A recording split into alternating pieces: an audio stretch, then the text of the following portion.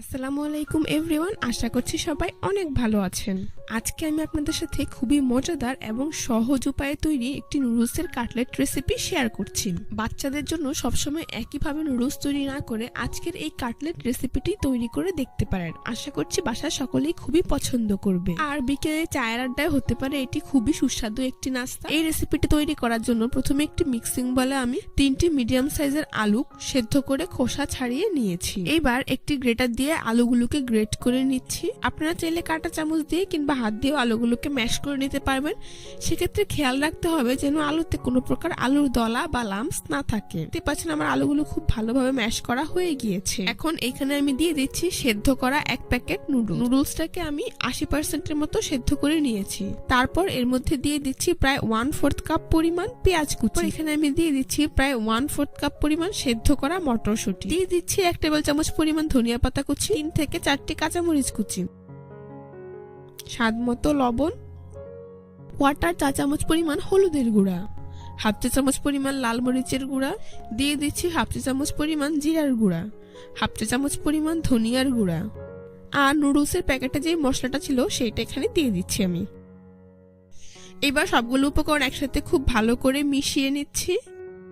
কিছুক্ষণ খুব ভালো করে মেশালেই দেখতে পাবেন একটি আঠালো মিশ্রণ তৈরি হয়ে গিয়েছে। এটা দেখুন আমার মিশ্রণটা তৈরি করা হয়ে গিয়েছে। এখন আপনারা আপনাদের পছন্দ অনুযায়ী শেপ দিয়ে নাস্তাগুলোকে তৈরি করে নিতে পারবেন। 2 হাতে সামান্য পরিমাণ তেল মেখে নিয়ে এখান থেকে পরিমাণ মতো মিশ্রণ নিয়ে নিচ্ছি। তারপর হাত দিয়ে এভাবে খুব ভালো করে চেপে দিচ্ছি।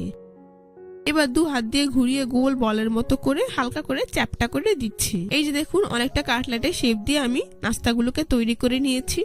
এখন এটাকে একটি প্লেটে উঠিয়ে নিচ্ছি। একইভাবে আরো একটি নাস্তা তৈরি করে আপনাদের দেখিয়ে দিচ্ছি।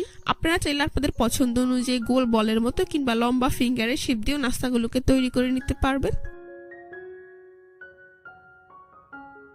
তো দেখুন আরো একটি নাস্তা আমি একইভাবে তৈরি করে নিয়েছি। তো আমার সবগুলো নাস্তা তৈরি করা হয়ে গিয়েছে। এখন নাস্তাগুলোকে ভেজে নিচ্ছি। চুলে একটি প্যানে পরিমাণ মতো তেল দিয়ে তা হাই হিটে গরম করে নিয়েছি। এখন নাস্তাগুলোকে একে একে গরম তেলে দিয়ে দিচ্ছি। নাস্তাগুলোকে ডুবো তেলে ভাজার প্রয়োজন নেই। আপনারা দেখে নিশ্চয়ই বুঝতে পারছেন আমি কতটুকু তেল ব্যবহার করেছি। এ পর্যায়ে চুলার আঁচ মিডিয়ামে রেখে নাস্তাগুলোকে কিছুক্ষণ পরপর উল্টে পাল্টে গোল্ডেন ব্রাউন কালার করে ভেজে নিতে হবে। তো দেখতেই পাচ্ছেন আমার নাস্তাগুলোর এক পাশ ভাজা হয়ে গিয়েছে। এখন নাস্তাগুলোকে উল্টে দিচ্ছি। এভাবে কিছুক্ষণ পরপর উল্টে পাল্টে নাস্তাগুলোকে আমি গোল্ডেন ব্রাউন কালার এবং মুচমুচে করে ভেজে নিয়েছি। এবার একটি ছাঁকনি দিয়ে খুব ভালো করে তেল ছড়িয়ে এগুলোকে একটি নাস্তার প্লেটে নিয়ে নিচ্ছি।